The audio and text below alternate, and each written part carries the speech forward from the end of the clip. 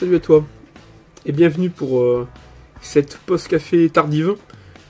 Aujourd'hui, journée très longue, démarré à 7h du matin. Je suis pas rentré du tout avant 20h30, quasiment 21h.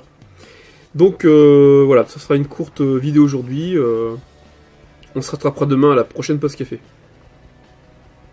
Aujourd'hui, j'ai envie qu'on parle un petit peu d'apprentissage et de raisonnement. Il y a 2500 ans, Confucius déjà remarquait qu'il y a 3 formes d'apprentissage. Alors la première, c'est d'observer en fait les autres, d'imiter et de reproduire. La deuxième façon, c'est d'essayer par soi-même, de faire ses propres erreurs, d'échouer, pour finir par réussir. Et la troisième façon pour apprendre, c'est de raisonner. Alors je crois qu'il disait que un homme normal apprenait par ses erreurs, un homme intelligent apprenait par les erreurs des autres, alors que un homme idiot, pas même par les siennes. Voilà, donc petite introduction en fait pour vous parler de raisonnement et de mémoire.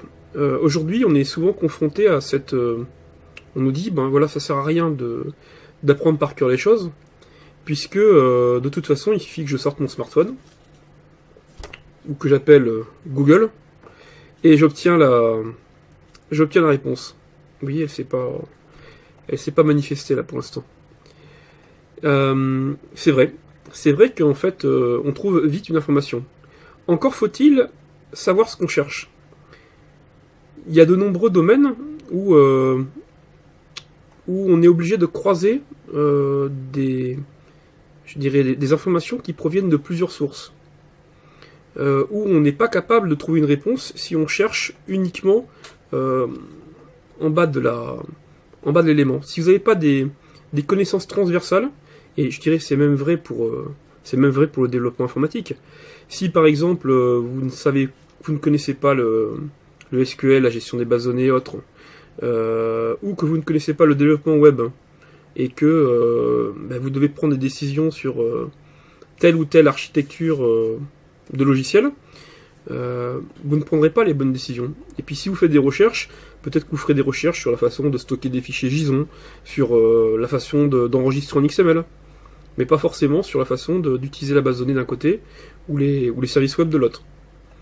Bon, je pense qu'il y a d'autres bien meilleurs exemples. Si je devais faire le parallèle avec un ordinateur, je dirais que l'ordinateur le plus rapide du monde, le plus gros supercalculateur, celui doté du meilleur logiciel, finalement ne produira rien de bon si derrière il n'a pas une très bonne base de données, s'il n'a pas un nombre de documents, s'il n'a pas de la matière pour travailler. Je crois que le cerveau humain c'est pareil. Si vous ne le nourrissez pas, si vous faites taire cette capacité à retenir les informations, si toujours le premier réflexe c'est de chercher sur internet, de regarder dans son smartphone et de se dire ça sert à rien de retenir, eh bien voilà, vous moulinerez rien. Rien, et à force de ne pas se servir de son cerveau, voilà, vous savez ce que ça devient. Alors je vous propose un petit jeu.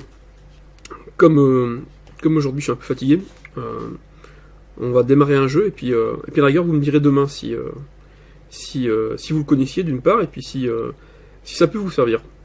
Est-ce que vous avez déjà réussi à mémoriser 20 mots 20 mots dans l'ordre. Alors des mots que vous prenez au hasard. Alors l'idée c'est vous prenez un dictionnaire et puis vous cherchez et au hasard vous choisissez un mot. Vous dressez une liste. Et l'idée c'est de maintenant vous faites l'exercice et d'ici demain, être capable de réciter cette liste de mots. Je vais vous montrer une technique, enfin je vais vous révéler quelque chose que j'avais lu, alors je ne sais plus dans quel bouquin, mais qui s'est avéré très fonctionnel. C'est visualiser un parcours que vous faites souvent. Alors ça peut être par exemple, voilà, je suis dans cette pièce-là, je descends les escaliers, arrivé en bas des escaliers, je vais vers la porte, arrivé vers la porte, j'arrive à tel endroit, je passe devant tel arbre, devant telle boîte aux lettres. Visualisez par exemple le parcours pour aller chercher du pain ou ce que vous voulez. Et puis, pour chaque moment clé, porte, alors si vous mettez vos chaussures à ce moment-là, chaussures, dès que vous sortez arbre par exemple, voilà, mémorisez pour chacun de ces points-là, vous y associez un élément de cette liste, et dans l'ordre. Donc vous commencez par sortir de chez vous par exemple, hein, ça peut être n'importe quel autre parcours, et à chaque fois vous associez donc ce mot.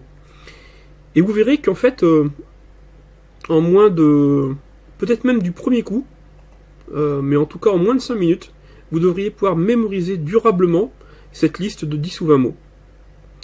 L'ayant testé, sur 100 mots, ça marche aussi. C'est un tout petit peu plus long, il faut avoir un plus grand parcours, mais je vous assure que c'est possible. Voilà, donc petit test, petite chose rigolote à tester.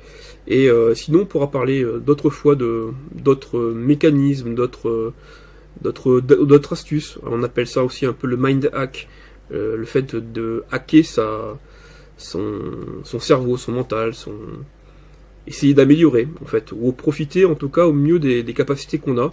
Toujours essayer de pousser un petit peu plus loin. Je crois que la mémoire est vraiment un élément qui est très important, qui est sous-estimé à notre époque. Et je vous